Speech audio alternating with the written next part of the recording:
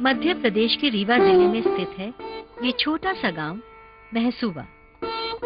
स्थानीय भाषा में तोते को सुबा कहते हैं। यहाँ की अमराई में तोतों की अनगिनत संख्या के कारण ही शायद इस गांव का नाम रखा गया महसूबा। 1972 में श्री मां ने इस गांव का नाम बदलकर श्री अरविंद ग्राम रख दिया। आज ये अरविंद ग्राम मां मंदिर के लिए दूर दूर तक प्रसिद्ध है। या देवी सर्वभूतेषु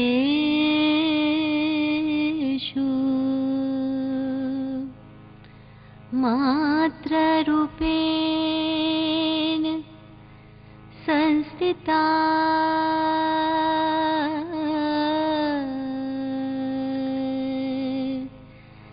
नमस्तस्यै नमस्तस्यै नमस्तस्यै नमो नमः। या देवी सर्वभूतेषु शक्तिरूपेण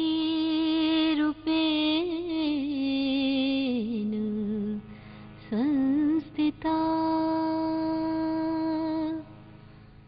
नमस्तस्यै नमस्तस्यै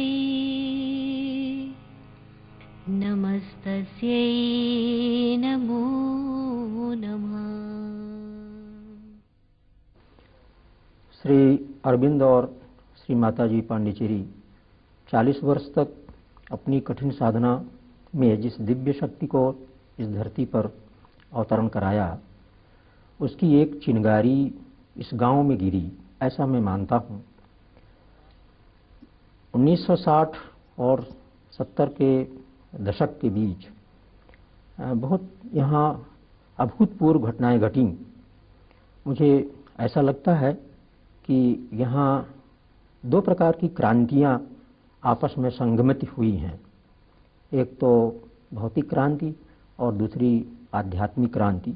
इन दोनों क्रांतियों का एक संगम हुआ है, बड़ा विचित्र संगम है।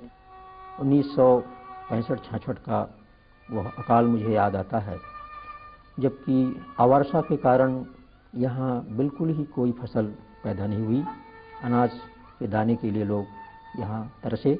गांव में कहीं भी पानी देखने को नहीं मिलता था। मुश्किल से पीने को थोड़ा सा पानी कुओं में बचा था। हमने देखा कि इस स्थिति में कुछ किया जाना चाहिए। कर्जे से ले आकर के जो गेहूं के दाने बोए और वो अंकुरित भी हुए, थोड़े से बड़े हुए, तो उसको सब कीड़े चट कर गए और एक भी नहीं बचा। 2 रात के अंदर पूरा खेत साफ हो गया। अब समझ में नहीं आ रहा था कि अब क्या किया जाए, तो बड़ा मुश्किल हुआ। बड़े मुश्किल से तो बीज इकट्ठा किए थे और पानी भी इतना नहीं था कि फिर से बुवाई की जा सके। तो फिर पांडिचेरी आश्रम को माताजी के पास एक बहुत करुणा भरी चिट्ठी हमारे यहाँ से लिखी गई और उनसे निवेदन किया, यही स्थिति गांव की है, अब क्या किया जाए, अभी तुम हमारी रक्षा करो। तो वहाँ से ब्लेसिंग पैकेट आया माताजी से और ये भी लिख करके आया, हिम्मत नहीं हारो।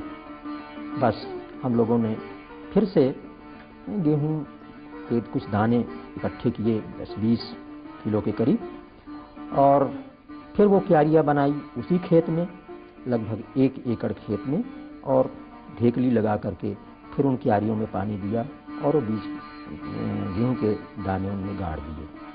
फिर गेहूं उनमें उगा, लेकिन अब की बार कीड़ों ने हमला नहीं किया और वो धीरे धीरे पौधे इतने सुंदर बढ़े और फसल इतनी सुंदर तैयार हो गई कि तमाम चारों तरफ ये खेत शोहरत का केंद्र बन गया। और जब उसमें बालियां लगने लग गईं तो उसमें एक एक बालिस्त की बालियां उसमें आईं, इतनी घनी बालियां, इतनी लंबी बालियां आईं कि बड़ी बड़ी यूनिवर्सिटीज़ और कॉलेजेस के तमाम सारे प्रोफेसर्स दौड़े यहाँ जबलपुर विश्वविद्यालय के तो वाइस चांसलर ही आए, रीवा एग्रीकल्चर कॉलेज के तमाम प्रोफेसरों की भीड़ लग गई ये देखने के लिए कि भाई यहाँ तो एक अद्भुत चमत्कार हुआ। जब सारे प्रदेश में सूखा है और एक भी कहीं खेत में गेहूं का पौधा नहीं है, इस खेत में इतनी बम्पर क्रॉप कैसे हो रही है। और इधर उधर जहाँ कहीं भी लोगों ने सुना कि यहाँ एक बड़ा एक अद्भुत चमत्कार हो रहा है, तो देखने के लिए हजारों की भीड़ रोज इकट्ठा हुआ करती थी उस खेत को। उस खेत में उस साल इतना अनाज पैदा हुआ, इतना सब खेतों को मिलाकर भी कभी पैदा नहीं हुआ था। ये इसको देख करके लोगों को बड़ा ताज्जुब हुआ। दूसरे साल 1966 में फिर वर्षा हुई, फिर वही स्थिति रही। तो गांव वालों ने इसी अनाज को सब लोगों ने अपने अपने खेतों में बोने के लिए दिया और अपने अपने खेत उन्होंने भी उसी प्रकार से गहरे किए, तमाम सब बल से उसको गहरा किया, तोड़ा, पानी निकाला और उसी प्रकार क्यारियों में गेहूं के अनाज उन्होंने बो दिए। उन सबके खेत में भी इसी प्रकार से अनाज पैदा हुआ और इस प्रकार 1965 और 66 के इस अकाल में महासुबा ये हरित क्रांति का एक केंद्र बन गया और पूरा गांव जो है अनाज से भर गया। सब लोग खुशहाली में हो गए, जबकि आसपास के तमाम सारे गांव में पूरा अकाल और दुर्भिक्ष था। बीच में ही इसी दशक में 1960 और 70 के बीच में ही यहाँ एक आंतरिक क्रांति भी हुई। हुआ ये कि जहाँ आज ये माँ मंदिर बना हुआ है, इस स्थान पर एक छोटा सा स्कूल था, प्राइमरी स्कूल। एक दिन एकाएक यहाँ आग लग गई। लोगों ने समझा कि ये जैसे आग लग जाती है साधारण, ऐसी लगी है। सारे गांव के लोग दौड़े अपनी बाल्टियां लेकर के और पानी के सब रस्सियां लेकर के और आग को बुझा दिया। शाम का वक्त था, लगभग 5 बजे होंगे, 6 बजे के बीच। ज्यों ही यहाँ की आग बुझी स्कूल की, त्यों ही पास में हमारा घर है, तो हमारे घर में आग लग गई। अब जो लोग उसको बुझाने की कोशिश करने लग गए तो घर के सामने जो मवेशियों के मकान थे उनमें आग लग गई। उधर लोग दौड़े चिल्लाते हुए, ये क्या सब तमाशा क्या हो रहा है। कुछ लोगों को कुछ भय सा लगा, ये सब क्या हो रहा है। उसको बुझाने लग गए तो तीसरी तरफ आग लग गई।